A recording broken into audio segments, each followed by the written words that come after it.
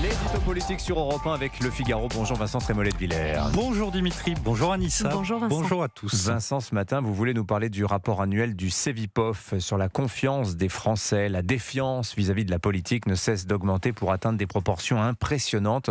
Est-ce qu'on approche du point de rupture selon vous ? La rupture est déjà consommée, Dimitri, elle l'est profondément. Les chiffres de cette enquête qui chaque année nous donne l'humeur du pays devraient saisir d'effroi le personnel politique français. 78% des personnes interrogées n'ont pas confiance dans la politique. Les Français satisfaits du président de la République sont 12%. 8 Français sur 10 ne font pas confiance au gouvernement le corps nu et aux députés qui composent l'Assemblée. Et le corollaire le plus impressionnant de tout cela, c'est que 76% des personnes interrogées considèrent que la démocratie fonctionne mal et 57% pensent que le pouvoir est ailleurs. Les sentiments exprimés aussi entre la méfiance, la défiance, la lassitude et même le dégoût. Ce n'est plus un malaise que décrit cette étude, mais une grande neurasthénie démocratique. Selon vous, Vincent, quelles en sont les causes ? Elles sont innombrables, mais le facteur premier de cette défiance, c'est justement l'absence de démocratie dans notre vie politique. Des décisions d'une importance capitale sont prises au mépris de toute délibération et de toute consultation. L'étude du Cevipof nous dit par exemple que plus de 60% de nos concitoyens considèrent qu'il y a trop d'immigrés en France. En 40 ans, le phénomène migratoire a rendu des parties entières de notre pays méconnaissables. Mais est-ce que les Français ont été consultés sur cette question, Dimitri ? Non. Jamais. On nous dira que les campagnes présidentielles servent à cela, mais celle de 2017 s'est faite sur les costumes de François Fillon et celle de 2022 sur l'invasion de l'Ukraine. Et quand l'Assemblée adopte finalement une loi timidement restrictive sur l'immigration, le Conseil constitutionnel s'empresse, comme en 2024, de la vider de sa substance sous l'impulsion du président de la République. Autre exemple éloquent, Dimitri, l'énergie.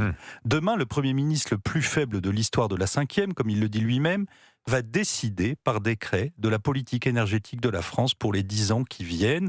C'est une décision à plus de centaines de milliards d'euros dont les conséquences touchent notre vie quotidienne, celle des entreprises, notre portefeuille, nos paysages. Eh bien, cette décision se fera sans vote du Parlement.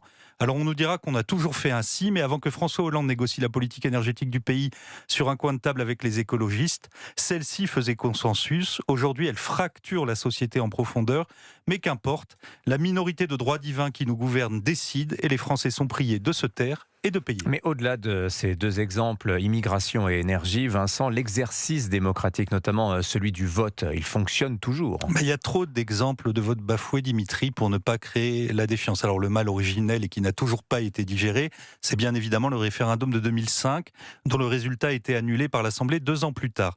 Mais plus récemment, on a pu vérifier à quel point le vote pouvait être méprisé.